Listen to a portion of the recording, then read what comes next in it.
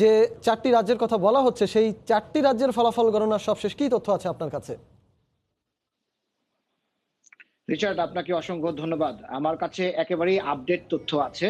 আমি প্রথমেই আপনার মাধ্যমে সময় সংবাদের দর্শকদেরকে সেই আপডেট তথ্যগুলো আমি দিতে চাই। যে 4টি অঙ্গরাজ্যের কথা আপনি বলেছেন তার মধ্যে সবচেয়ে বড় অঙ্গরাজ্য হচ্ছে পেনসিলভেনিয়া।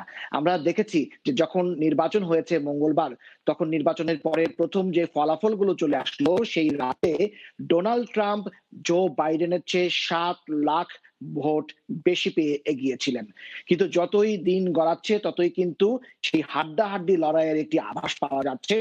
এই মুহূর্তে সেখানে পার্থক্য হচ্ছে মাত্র 18,229 ভোটের, এবং সেখানে 1 লাখেরও বেশি ভোট এখনো গণনার বাকি রয়ে গেছে।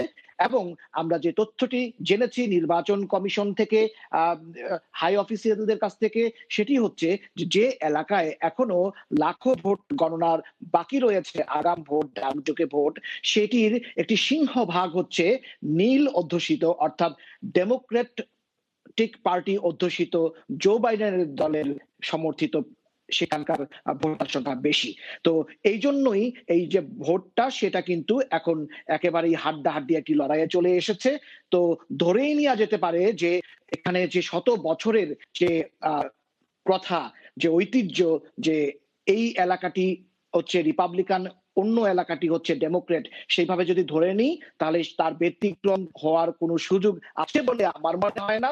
সেক্ষেত্রে এই পেনসিলভেনিয়া অঙ্গরাজ্য, যে 4টি অঙ্গরাজ্যের মধ্যে সবচেয়ে বেশি সংখ্যক ইলেকটোরাল ভোট আছে 20টি, সেটিও কিন্তু জো বাইডেন পেতে যাচ্ছেন।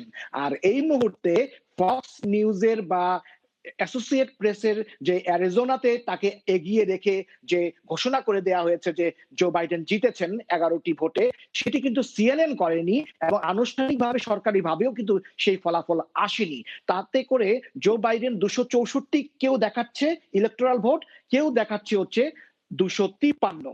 তো সেই ক্ষেত্রে 20টি ভোট যদি পেনসিলভেনিয়ার পেয়ে যায় তাহলে কিন্তু আর কোনো অঙ্গরাজ্য জেতার কিন্তু প্রয়োজন হবে না। কিন্তু তারপরেও আমি আপনাকে একটু জানাতে চাই যে অন্য 3টি অঙ্গরাজ্যের ফলাফল কি আছে।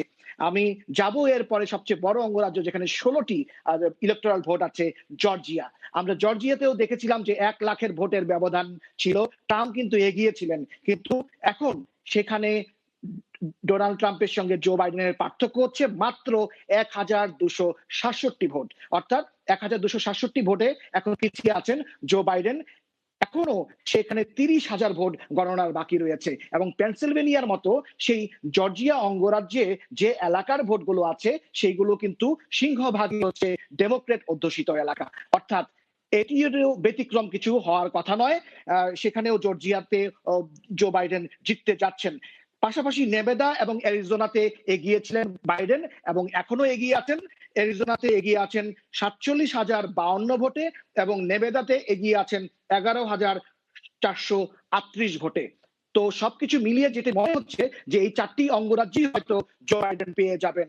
তাতে করে ইলেকটোরাল ভোটের ব্যবধানে কিন্তু বেশ এগিয়ে যাবে এবং সবাই কিন্তু সেই প্রস্তুতি নিচ্ছেন, সেভাবেই কিন্তু ভাবছেন যে ডোনাল্ড ট্রাম্পকে হারিয়ে জো বাইডেন কিন্তু পরবর্তী 4 বছরের জন্য হোয়াইট হাউসের অধিকর্তা হতে চলেছেন। এই ছিল আমার সর্বশেষ ফলাফল মার্কিন যুক্তরাষ্ট্রের প্রেসিডেন্ট নির্বাচন নিয়ে। আপনাকে অসংখ্য ধন্যবাদ রিচার্ড। মার্কিন যুক্তরাষ্ট্রের প্রেসিডেন্ট নির্বাচনের ফলাফল ঘোষণার সবশেষ তথ্য নিয়ে আমাদের সঙ্গে যুক্ত হয়েছিলেন ওয়াশিংটন ডিসি থেকে সহকর্মী হাসানুজ্জামান সাকি।